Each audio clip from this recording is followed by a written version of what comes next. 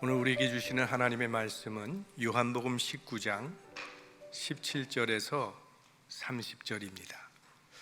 한 절씩 교독하겠습니다. 저희가 예수를 맡음에 예수께서 자기의 십자가를 지시고 해골, 히브리 말로 골고다이라 하는 곳에 나오시니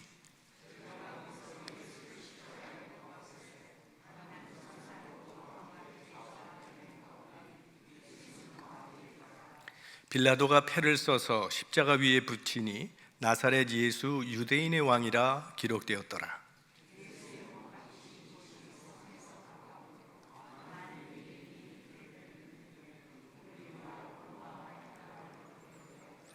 유대인의 대제사장들이 빌라도에게 이르되 유대인의 왕이라 말고 자칭 유대인의 왕이라 쓰라 하니 군병들이 예수를 십자가에 못 박고 그의 옷을 취하여 네 깃에 나눠 각각 한 깃씩 얻고 속옷도 취하니 이 속옷은 호지 아니하고 위에서부터 통으로 짠 것이라.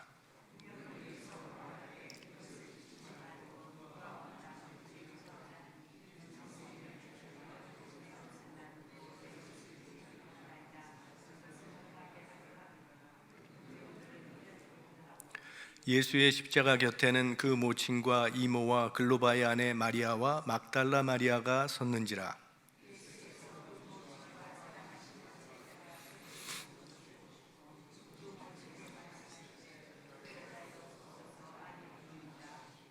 또 그 제자에게 이르시되 보라 내 어머니라 하신대 그때부터 그 제자가 자기 집에 모시니라.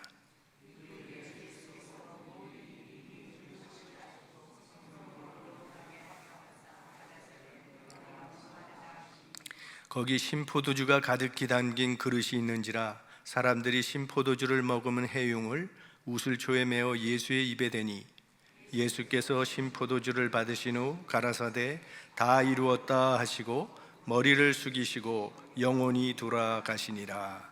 아멘. 오늘은 우리 예수님께서 십자가에 달리신 성금요일입니다. 빌라도가 선언한 대로 예수님은 죄 없는 죄수가 되어서 사형장에 끌려오신 것이 오늘 말씀입니다. 그런데 이렇게 억울한 누명을 쓰시고 사형장에 끌려온 이 사건을 요한은 이렇게 해석을 합니다. 17절 말씀, 저희가 예수를 맡음에 예수께서 자기의 십자가를 지시고 해골이라 하는 곳에 나오시니, 예수님께서 자기의 십자가를 지신 것이라고 말하고 있습니다. 비록 모든 것이 참 모순된 재판의 희생양이 되시기는 하셨지만 그 자체는 인류 구원을 위해서 예수님이 지신 자기의 십자가라고 설명하고 있습니다. 여기 지시고라고 하는 그 동사가 수동형이 아니라 능동형입니다.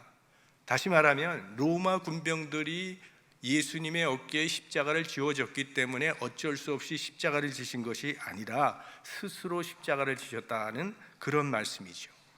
그러니까 예수님은 빌라도가 사형 언도를 내리셨기 때문에 십자가를 지신 것이 아니고, 또 제사장들이 억울하게 누명을 뒤집어 쓰였기 때문에 어쩔 수 없이 십자가를 지신 것이 아니라 피할 길이 예수님은 있었지만 자원해서 십자가를 지신 것입니다. 그래야 인류를 구원하시기 위한 하나님의 뜻이 이루어질 수 있기 때문입니다. 그리고 예수님께서는 말씀하시기를 누구든지 나를 따라오려거든 자기 십자가를 지고 나를 따르라고 하셨습니다. 즉 하나님의 뜻이 이루어지려면 예수님처럼 십자가라고 하는 순종의 값을 치러야만 하나님의 뜻을 이룰 수 있고, 그런 자라야만 나를 따를 수 있다는 그런 말씀이죠.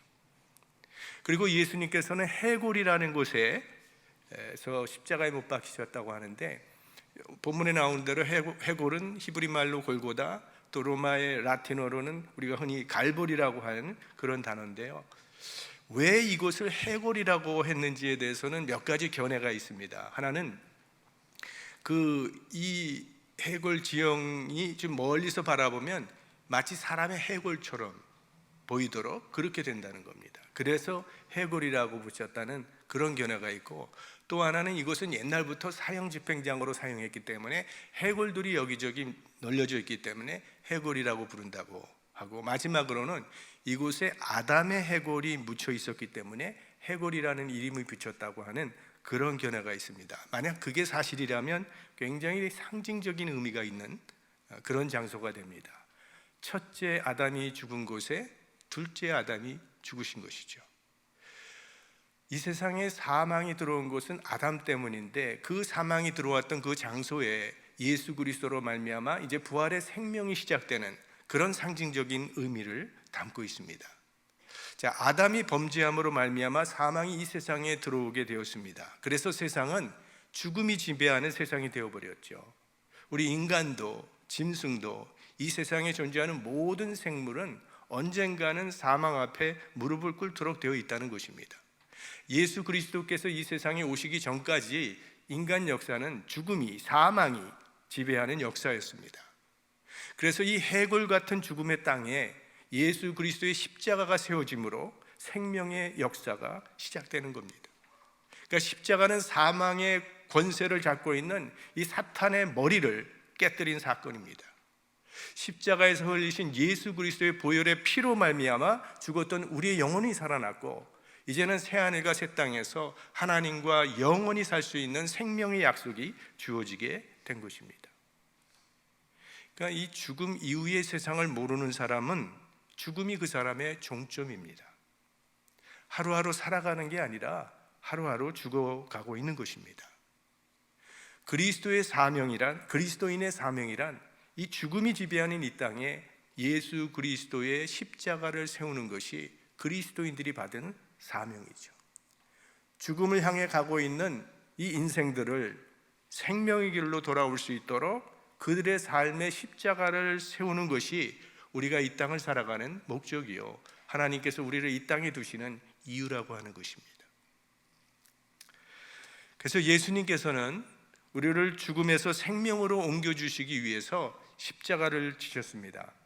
그리고 예수 그리스도께서 십자가에서 지신 고난은 크게 두 가지 정도로 생각할 수가 있습니다. 하나는 육신적 아픔이지요. 우리 인간들이 당하는 괴로움 중에, 아픔 중에 가장 큰 것 중에 하나가 육신의 아픔입니다. 병, 질병. 예수님도 이 사실을 인정하셨기 때문에 이 땅에 계실 때 많은 병자들을, 육신의 병을 고쳐주는 일을 하셨습니다. 예수님은 인간이시며 동시에 하나님이십니다. 신성과 인성을 동시에 가지신 분. 그분은 동정녀 탄생, 이건 예수님의 신성을 말하는 거죠. 또 죄를 사해주는 능력이라든지 예수님께서 이 땅에 계셨을 때 베풀었던 이 모든 기적의 사건들은 예수님의 신적 속성을 표현하는 것들입니다. 동시에 예수님은 우리와 똑같은 인성을 가지고 계셨습니다. 그래서 피곤하셨고 주무셨고 시장하셨고 슬퍼하실 때도 있었고 화를 낼 때도 있었고, 마지막에는 죽어야 되는 인간의 모든 과정을 우리와 똑같이 겪으셨습니다. 예수님의 몸, 모든 근육 조직과 피가 흐르는 혈관 조직, 이 모든 것들이 우리 인간들과 똑같았습니다. 사람의 손과 발에 망치로 못을 박을 때 겪는 고통이란 생각만 해도 소름이 끼치는 사건입니다. 그러나 십자가의 고통은 거기서부터 또 시작일 뿐이죠. 사람을 못 박힌 채 십자가에 달아놓으면 이 팔이 몸무게를 견디지 못하고 늘어나다가 결국은 양쪽 어깨가 탈골이 됩니다. 그러면서 인간의 모든 관절들이 서서히 어그러지게 됩니다. 그리고 양팔을 펼쳐놓고 십자가에 못으로 못 박아 놓으니까 몸은 몸무게를 지탱하기 힘드니까 몸은 늘어지게 되고, 가슴이 압박을 당하게 되니까 호흡을 하기가 힘들어집니다. 그러니까 숨을 쉬기 위해서는 몸을 지켜 세워야 되는데, 그러기 위해서는 이 못 박힌 손목과 발목에 힘을 주어서 결국은 몸을 지켜 세워야 되니까 그때 겪는 고통이라고 하는 것은 말할 수 없는 극심한 고통을 겪게 됩니다.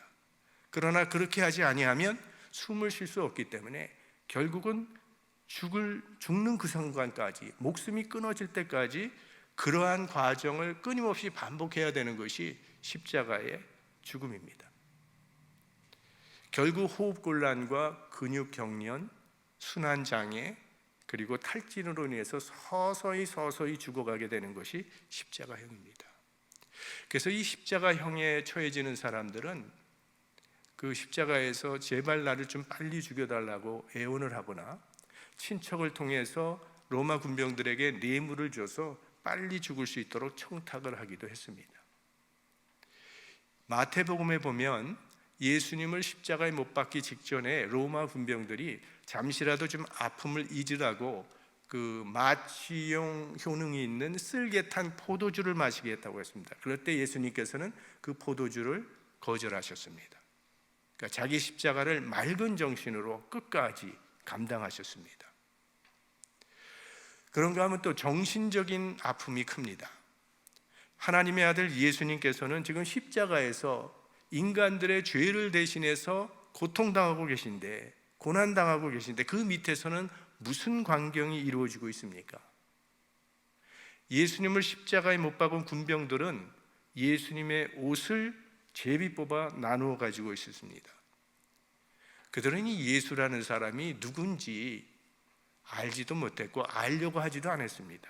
이 사람이 왜 죽어야 하는지 그것도 관심이 없습니다. 그들의 관심은 오로지 이 예수라는 사람의 옷을 누가 차지할 것인가, 이것이 유일한 그들의 관심이었고, 또 머리 위에는 유대인의 왕이라고 하는 조롱하는 팻말을 붙여놓았고, 양편에는 강도를 못 박아서 이 사람도 강도들과 똑같은 부류라고 하는 그러한 아픔을, 고통을, 조롱을 하고 있는 거죠. 그리고 온갖 말로 사복음서를 보면 예수님을 조롱했다고 했습니다. 내가 그리스도면 십자가에서 내려오라고, 내가 하나님의 아들이냐? 그럼 너를 구원해보라. 내가 유대인의 왕이라면 어찌 십자가에 달려있느냐? 어서 내려와서 우리를 구원하라고 조롱하며 모욕하며 침뱉고 손가락질하고 있었습니다. 예수님이 십자가에 못 박히게 계획했던 이 대제사장들과 종교 지도자들은 얼마나 흐뭇한 마음으로 그 광경을 바라보고 있었겠습니까? 이 얼마나 억울하고 허망한 죽음입니까? 인류 역사상 이렇게 진리가 불의에 의해서 무참하게 짓밟혔던 적이 또 어디 있었습니까? 이처럼 진리가 철저하게 짓밟히는 순간에 무슨 소망이 있으며 여기에 무슨 죽음의 의미가 있다는 것입니까? 그런데 오늘 요한은 본문에서 이렇게 증거를 하고 있습니다. 이는 성경에 저희가 내 옷을 나누고 내 옷을 제비 뽑나이다 한 것을 응하게 하려 함이라.